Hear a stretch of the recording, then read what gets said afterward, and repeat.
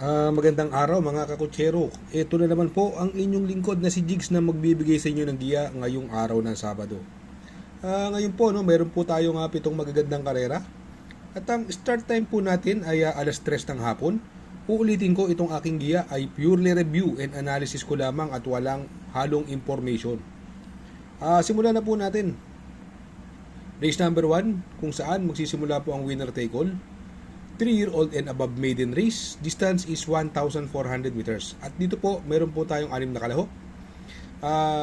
Dito, no, ang napupusuan ko po dyan, numero 1 si Waltzing Matilda, nasasakyan ni Kelvin Abobo.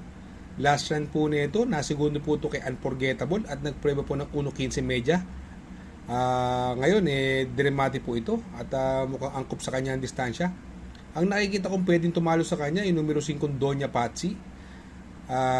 Etong si Doña Patsy pang-apat po kailaan ending race. Ang galing po nung nakalaban niya. Nakipaghabulan po si Doña Patsy doon. Sa tingin ko siya ang magdadala ng unahan dito. Papatubayan naman po ni Idol JD Hugo. Ito magandang dihado, pwede siguro isama to. Numero 3 Sheila na binigay naman kay Patty Dilema. Kaya dito sa race number 1 magtatatlo po ako dyan. Doon ako sa numero 1 Waltzing Matilda. Panigundo ko numero 5 Doña Patsy. At pandihado ko po dyan, numero 3, Sheila. Sa race number 2, kung saan po magsisimula ang Pick 6, Pilracom rating based handicap system race, class 5, 6 to 10 split. Distansya po dito is another 1,400 meters or 7 oktabo. At dito may 6 na kalahok. Dito sa tingin ko, wala nang pauunahin to. Numero 6, Beatrius, no? Ito si Beatrius, sakay ni JG Serrano, gamay na gamay niya po yan. Nung last run po niyan, kila French Leather, yan po ang habol ng habol kay French Leather, si Beatrius. As in, tagin ko naman pwedeng tumalo sa kanya, no? Yung numero 4 Himanshi, na binalik na po kay JR Sargent de Ocampo, at gamay na gamay niya po yan. Kaya po dito sa race number 2, magdadalawa na lang po ako dyan. Doon ako sa numero 6, Beatrius. At panigundo ko naman po, numero 4, Himanshi.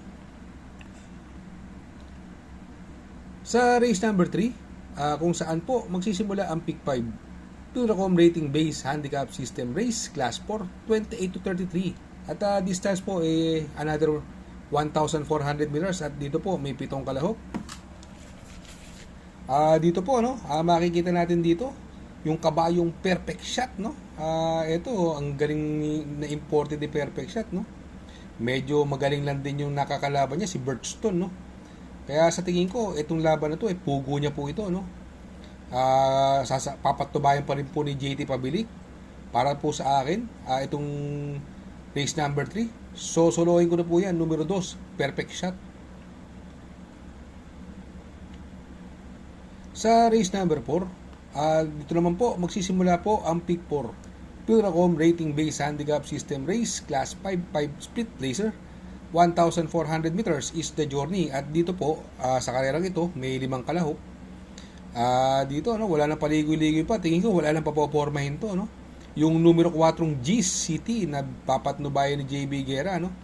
Para sa akin sobrang lamang po nitong kabayong ito.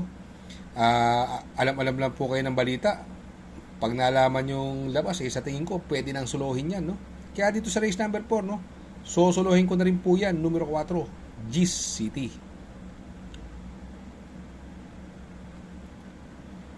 Sa race number 5, Pilracom rating based handicap system race, class 4, 22 to 27 split.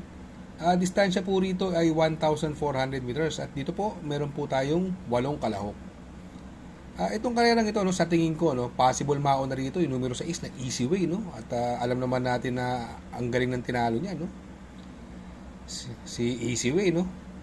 At sa tingin ko, basta makarinig kayo ng labas, lamang na lamang po ito, no. At sa tingin ko, hindi kakayanin nila Ginebra at Boss Lady ang air ni Easy Way, no.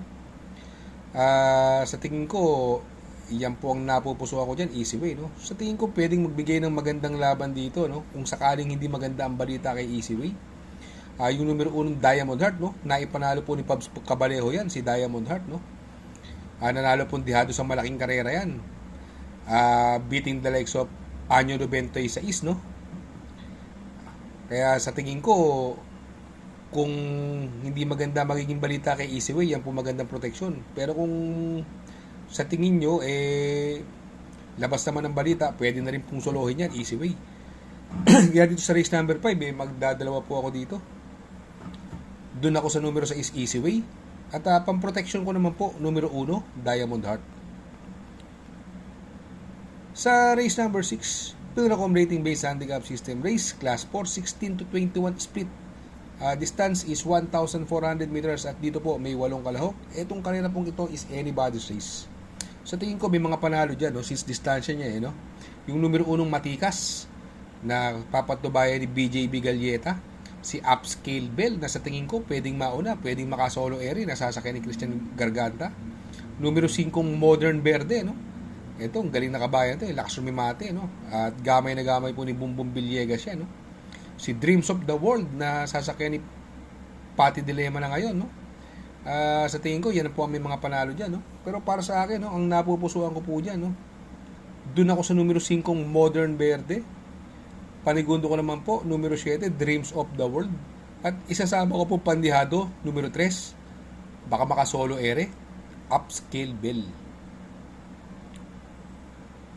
Sa race number 7, sa last and final race, Pilracom Rating Based Handicap System Race, Class 5, 11 to 15 split. Another 1,400 meter distance. At dito po ay merong 8 kalahok. Paratingan na po. Itong karerang ito, sa tingin ko, pwedeng magdala ng unahan dito. Numero 1, si Octubre 14. Nasasakyan po ni Pamboy Ponce. Wala akong nakikita ibang mabilis dito. At bukod kay Happy Julian. Pero syempre, malakas ang laban ni Happy Julian dito. Si Wildcat, no? Ito, lalakas ang laban, no? Laging in the money ngayon ito, no? Si Wildcat, no? Nasasakyan ni Marlon Laloma. Sa tingin ko, 2-horse race yan dyan, no? Yan, it's between Octubre 14 and Wildcat, kaya sila na rin po ang napipili ko. Kaya dito sa race number 7, magdadalawa po ako dyan. Doon ako sa numero 2, Wildcat. Panigundo ko naman po, numero 1, Octubre 14. Shout out nga pala kay Sir Pax ng Barkadahan OTV. Located po siya sa 1139 New Antipolo Street, Corner Vargas. Malapit lang po sa Abad Santos, yung bagong ginawang tulay. Very convenient and attentive po ang mga tao. Pwede po kayong mag-EB at party while betting on racing. Baka magawi kayo dyan sa Herrera, Corner Oroqueta. Andyan po ang Pipay's Halo-Halo. Ang isa sa pinakamasarap na halo-halo at homemade lahat ng ingredients po dyan, Ultimo Ice Cream. Tabi lang po yan ng Pares at tatapat po ng Kapihan. Shout out kay Sir Arnel Mendoza. Please support his channel. Shout out po Sir Arnel Mendoza. Good luck mga kakutsero. Sana po matapat ang ating giya at yung mga nakasunod. Sana po ay magsitama po kayo. Ako yung makikiusap lamang at makikisuyo sa inyo na please like, share, subscribe, and hit the notification bell para update kayo sa aking mga giya. Good luck po and happy racing.